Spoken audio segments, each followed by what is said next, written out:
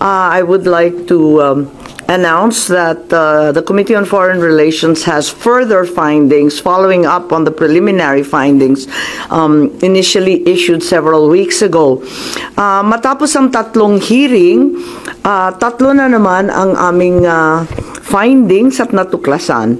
Unang-una, ang pag-aresto at pagsuko kay dating Pangulong Rodrigo Duterte sa ICC ay klarong may motibong politikal. May malinaw na pattern na kung saan may malalaking kaganapang pampolitika bago ang mahahalagang pahayag at aksyon ng administrasyon kaugnay sa ICC. Makarahang magsimulang magpahayag si PRRD ng mga batikos laban sa People's Initiative o sa pagpapalit ng ating saligang batas. Sumagot ang ating Pangulo na ang Pilipinas ay isang open country at kikilos lamang ang gobyerno kung may illegal na gagawin ng ICC. Ngunit matapos dumalo si dating Pangulo sa pagdinig ng Quadcom noong 11 November 2024, sumagot ang ating Executive Secretary na maaring makipagtulungan ang mga lokal na otoridad sa Interpol kung hihingi ng tulong ang ICC. Biglang nagbago ang tunog ng gobyerno. Matapos kumambyo ang ilang pro-administration congressmen tungkol sa impeachment labang kay VP Sara dahil sa napakalaking peace rally ng INC noong Enero 13, bumalikwas ang administrasyon sa pamamagitan ng pagkatha ng Oplan Tugis or Operation Pursuit sa Ingles na rineport ng New York Times kasunod ng pahayag ng kalihim ng katarungan na bukas ang administrasyon makipag-usap na sa ICC tungkol sa ilang pamamaraan ng kooperasyon. Maliwanag ang pag-aresto kay dating Pangulo ay bahagi ng malawakang pagsisikap ng gobyerno na pabagsakin ang mga Duterte bago mag-2028 election pa. Ang unang malinaw na pagtangka upang pabagsakin ay sa pamamagitan ng PI na magsilbing panimula sa pagbabago ng probisyon ng ating konstitusyon para hadlangan makabalik sa 2028. Nang mabigo ito, nagmadali na siraan ang pangalan ng mag-ama. Noong Mayo 2024, sinimulan na ng Kongreso sa Committee ng Human Rights ang pagsisiyasat tungkol sa EJK, pinalawak noong Agosto 2024 at doon na nagmula ang pagbuo ng Quadcom. Dumating sa bansa ang mga kinatawan ng ICC noong October 2024 at sa tulong ng gobyerno nakalap nila ang mga dokumentong kailangan para makakuha ng warrant of arrest. Samantalang nagsagawa ng sarili nitong investigasyon ang DOJ naman hinggil sa EJK noong ika-4 ng Nobyembro sa pamamagitan ng kanilang Memo 778. Dahil nananatili pa ring banta si VP Sara kahit wala na ang tatay niya, nagsagawa naman ang Kamara ng investigasyon sa confidential funds ng OVP at sa huli na-impeach si VP. Napatunayan ang motibong politikal na napag-aresto sa turnover kay PRRD sa pamamagitan ng mid-election final campaign sprint action plan ng Lakas CMD noong nagtipon-tipon ang matataas ng opisyal noong petsang 22 ng Abril. Nakaraang ilang linggo lamang, inilarawan ang mga nagawang mga Oplan Horus, isang operasyon na inilunsad noong Abril 2024 na naglalayong pabagsakin ang dalawang Duterte. Sa bahagi ng action plan, How to Attack, tinukoy ng ilang ahensya ng gobyerno, kabilang ang PNP, Kamara ng Kinatawan, sa nakipagtulungan ng dating Senador Antonio Trillanes upang tulungan ng ICC prosecutor makakuha ng warrant sa pag-aresto ng dating Pangulo. Binanggit din na nakuha ang kinakailangan boto para sa impeachment ni VP sa pamamagitan ng paggamit ng tinatawag na soft projects katulad ng AIX, AKAP at TUPAD. Doon naman sa bahaging following strategies and moves, tinukoy na kailangan pabilisin ang impeachment ni VP Sara at makakuha ang boto sa Senado sa pamamagitan na naman ng pamimigay ng proyektong for later release or yung mahiwagang FLR bilang gantimpala sa tamang bumotong mga senador. Ikalawa, may magkakaugnay na pagtatangkang pagtakpan ang mga detalye at motibo sa likod ng pag-aresto ng dating Pangulo. May cover-up. Habang nagpapatuloy ang unang pagdinig, tumanggi si DILG Remulla na magsalita. Tanungin siya tungkol sa panayam kay Pinky Webb, kung saan sinabi niya na group effort ang pag-aresto at in-invoke pa ang executive privilege samantalang lumabas na sa media. Una, tinawag niyang chismis ang pahayag. Ngunit nang mabisto, tinulungan na lamang ng kapatid at sinabing executive privilege na nga. Isa pang malakas na sandata ng administrasyon upang pigilan ng komite ang pagsisiwalat ng katotohanan ay paggamit ng tinatawag na sub-judice rule. Halimbawa, nung mahuli si General Torre na nagbibigay ng maling pahayag tungkol sa pagmamadaling ilipat si PRRD sa Hague dahil daw sa Article 125 ng Revised Penal Code, ngunit nung ipunto na yung Revised Penal Code, Article 125, ay para lamang sa warrantless arrest, bigla niyang ginamit ang sub-judice na naman. Isa pang indikasyon sa pagtatakip ng administrasyon ay ang blanket invocation ng executive privilege ni Executive Secretary Bersamin upang pagbawalan lahat ng opisyal ng ehekutibo dumalo sa ikalawang hearing noong 3 ng Abril. Mas lumala pa ito nang sa hindi pangkaraniwang hakbang, tumanggi ang ating Senate President pumirma ng mga sabpina nung araw na yon. Bagaman dumalo mga opisyal sa 2 pagdinig noong 10 ng Abril, ginamit pa rin ang executive privilege sa mga susunod na isapin. Kung sino-sino nag-utos ng pag-aresto, kung sino ang nag-utos ng paglipat niya sa Hague, at kung paano nakuha ang eroplano na ginamit sa paglipat. Hindi nagtapos ang cover-up sa pagdinig dahil alam din natin na matapos yon pinalaya si Ambassador Lacanlilao at hindi na naman pinirmahan yung mga sabpina. Matapos ang pag-aresto kay PRRD, lumakas ang pro-Duterte sentiment at bumagsak ang trust rating ng administrasyon. Ayon sa isang mapagkakatiwalaang source, naglunsad na ngayon ang administrasyon ng isang communication plan upang ilihis ang atensyon ng publiko patungo sa mga issue ng West Philippine Sea at di umanong disinformation ng mga tinatawag na China trolls ng kanilang embassy. Kaya asahan natin na ito ang magiging balita sa mga susunod na araw. Hindi inaasahan ang political backlash sa pag-aresto sa dating Pangulo, kaya ngayon sinusubukan nilang kontrolin ang sitwasyon sa pamamagitan ng pag-focus sa West Philippine Sea, pagsisi sa China, at sa huli ay iuugnay ang pagtaas ng suporta kay Duterte sa sinasabing kampanya disinformation ng China. So una, may duda tayo na politically motivated. Ikalawa, whole of government ang nagamit dito na talaga naman comprehensive itong planong ito. At ikatlo, ang mga posibleng managutan ng criminal and administrative charges. At iminumungkahi namin na imbestigahan ng Office of the Ombudsman ang mga sumusunod.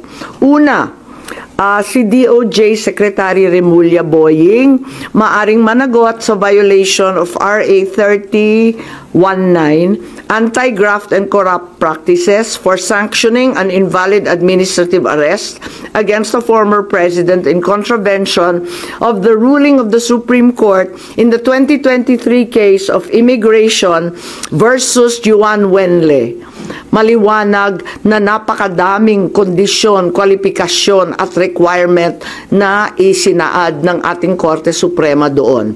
Ikalawa, usurpation ng DOJ ng judicial functions. Kahit hindi sila korte, naghahatol sila na halos sila ang naging husgado. Ikatlo, grave misconduct and conduct prejudicial to the best interest of public service.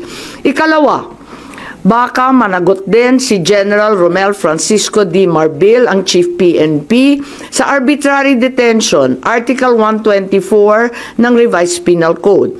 Violation of RA 3019, anti-graft and corrupt practices for inducing or persuading General Torre to perform an act in violation of laws, rules, and regulations or an offense in connection with the official duties of the latter. Grave misconduct and conduct prejudicial to the best interest of public service. Andito rin sa mga nakalista at ayon din sa payo ni dating Supreme Court Justice na nagpayo sa atin na malahil si SILG Secretary John Vic Remulla ay maakusahan din ng arbitrary detention katulad nung iba. Violation of 319 for inducing General Torre and Marbil to perform an act in violation of the Constitution and our laws. Ikatlo, grave misconduct and conduct prejudicial to the best interest of public service. Ang ikaapat na maaring patawan din ng kaso ay si General Nicolas Torre III. Maaring managot sa arbitrary detention. 2 counts of arbitrary detention, not only against the former president, but also against former Executive Secretary Medialdea. Ikalawa, violation of RA 7439 for not allowing the former president to be visited by VP Sara, both his daughter and his named counsel, and for forcing the former president's lawyers to leave him.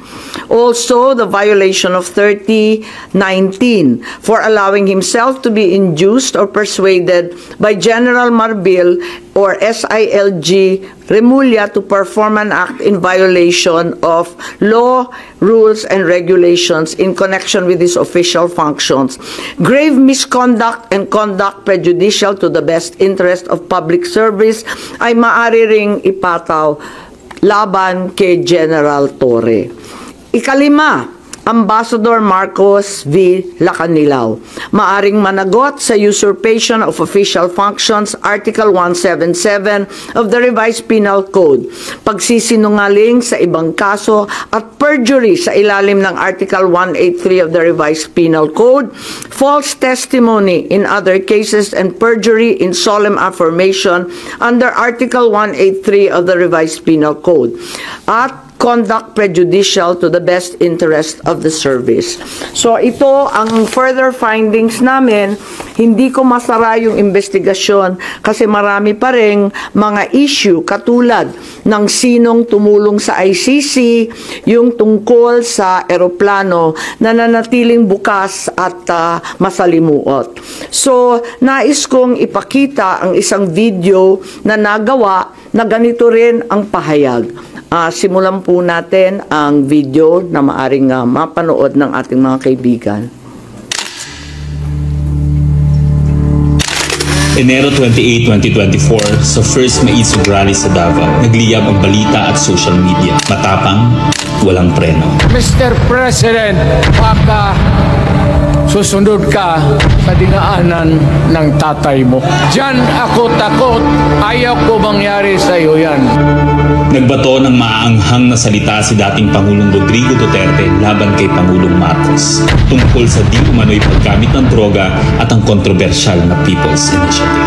Sino man magsabi na walang paki ang Senado sa usaping ito, isa lang ang masasabi ko, walang gamot sa kakapalan ng mukha mo. Sa Senado, sa kapareho at sumunod pang mga buwan, si Senator Amy ang nanuna.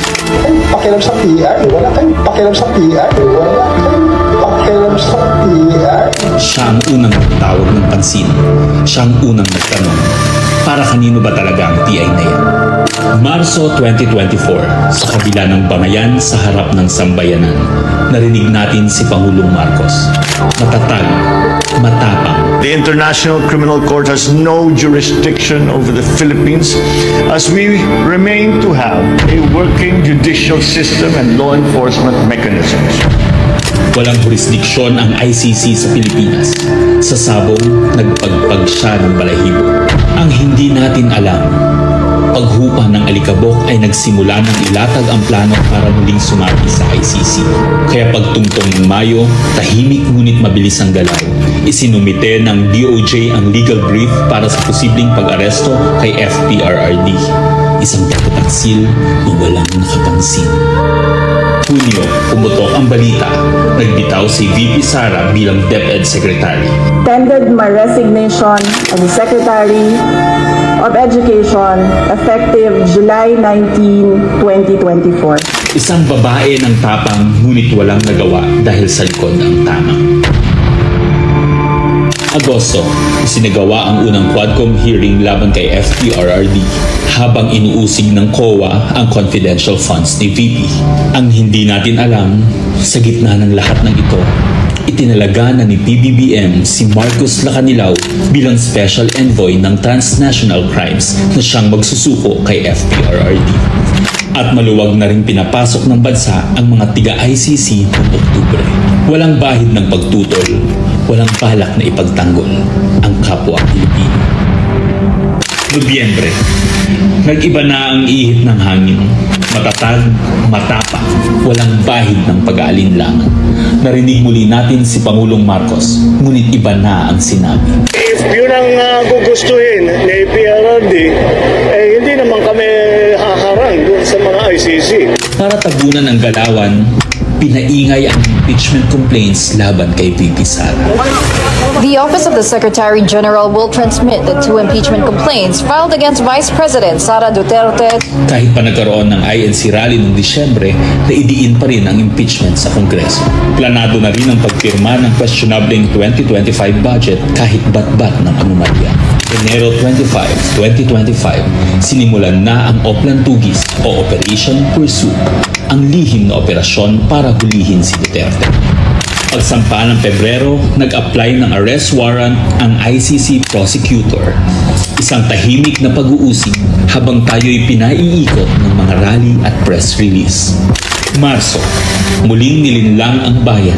Humingi daw ng 60-day extension ang DOJ para sa EJK report noong Marso 6. Pero ang totoo, nakabinbin na ang arrest warrant mula sa ICC chamber Marso 7 hanggang 10. Ang hindi natin alam, Marso 11, 2025, sa kanyang pagbalik sa Pilipinas, hindi pa man bumababa ng eroplano si FPRRD, isinagawa na ang pag-aresto. Maingay ang paligid, magulo, pero ang dating Pangulo ay nanatiling kalmado. Isinakay siya papuntang The Hague alas 11 ng gabi. Kasama sa eroplano si Marcos Lacanilao, ang nagkanulo, ang nagsuko. Pero kanino ang sisi? Sa mga utusan o sa nag-utos?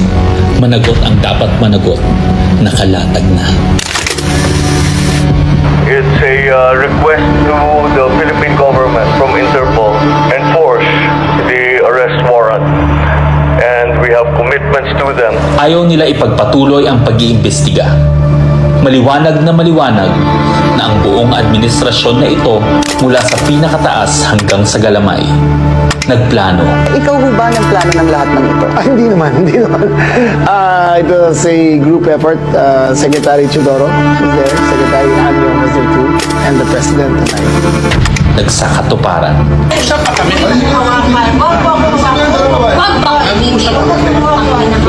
Kayo mga Nagkagulo. Tayong magawa. Wala tayong magawa dahil mismo ang gobyerno. Nagtakpanan. Mamili ka. Kapag warrantless arrest, edi may period.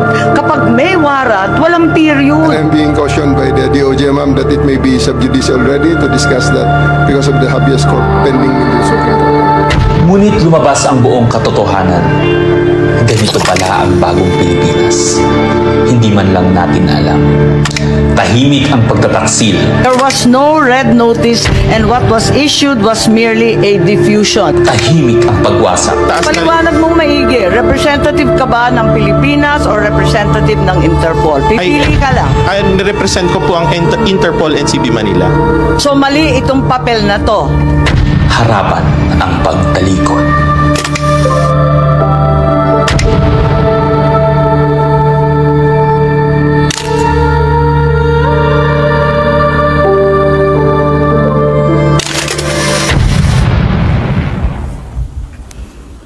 Okay, so that's where we are so far.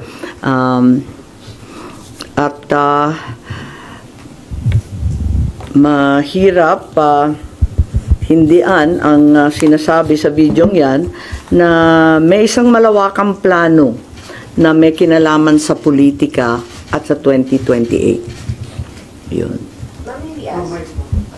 Hello. Po. Ma'am, how's your relationship with the President? Nakapag-usap na po kayo? No, I haven't seen him in ages. I'm sure he's not happy about what's happening. I'm certainly miserable about these developments. Sinasabi niyong plano ng gobyerno, pinlano ito, politically motivated. You think PBBM allowed this po? Hindi ko alam, inako ni SOJ Boying Remulla na siya nag-utos. Ngayon hindi ko alam kasi sa isang banda, masasabing alter ego ang bawat membro ng kabinete. Sa ibang banda naman, kusang ginawa ni Secretary of Justice. May pinaimbestigahan kayo sa Office of the Ombudsman, so if-furnish nyo sila na... Yes, definitely. Papadala natin doon. Dahil, as we know, this is only in aid of legislation at may mga legislation na rin kaming naiisip hinggil sa mga usaping ito. Kailangan i-forward na namin sa iba't ibang korte. Itong findings ninyo, official na to, so no more hearings?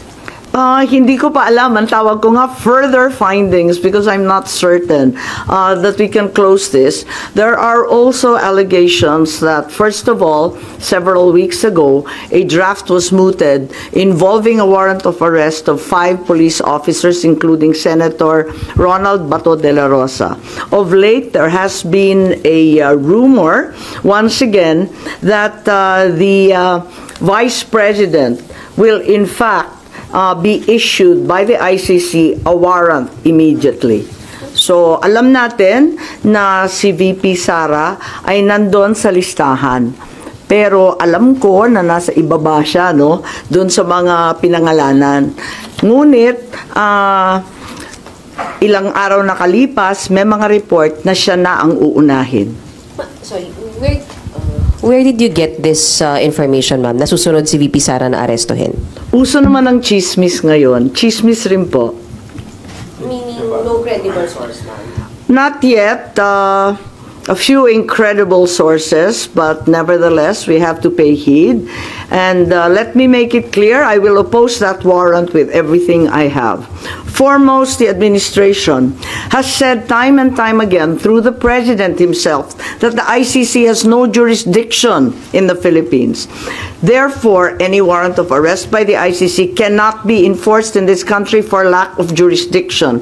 It is nothing, that warrant from the ICC, but a mere scrap of paper. Walang bale yun. In addition, there's no basis for the Philippine government to cooperate with the Interpol in enforcing an ICC warrant. The mere fact that a void warrant is transmitted through Interpol does not make it less void, does not make it valid. At ikatlo, as the hearings have established, the circumstances surrounding the investigations of the ICC in this country, the incidents leading to the issuance of these ICC warrants, and the enforcement of such warrants are politically motivated and really are in violation of Article 3 of the Constitution of the Interpol itself, which prohibits the Interpol from participating in any intervention or activity of a political character. Ma'am, sabi niyo, you will do everything para harangin sakaling magkaroon na rin ng aawat kay VP Sara. Ano ba mga action ang gagawin niyo? Wala tayong balak na isuko ang soberanya ng Pilipinas at ibaliwala ang ating husgado. So hindi baka maireklamo kayo ng obstruction of justice just in case? Hindi ko po alam. So ano mga action ang gagawin niyo, ma'am, para harangin sakali? Iniisip pa kung anong kailangan gawin dahil tulad nga ng sinabi ko, haka-haka pa lamang ito. Ngunit sa nakita natin sa mga nakaraang 2 taon, itong mga haka-haka, duda, suspecha, madalas nagiging totoo. So may mga preparation na rin si VP Sara dyan sa chismis na natanggap niyo, ma'am? Marahil po.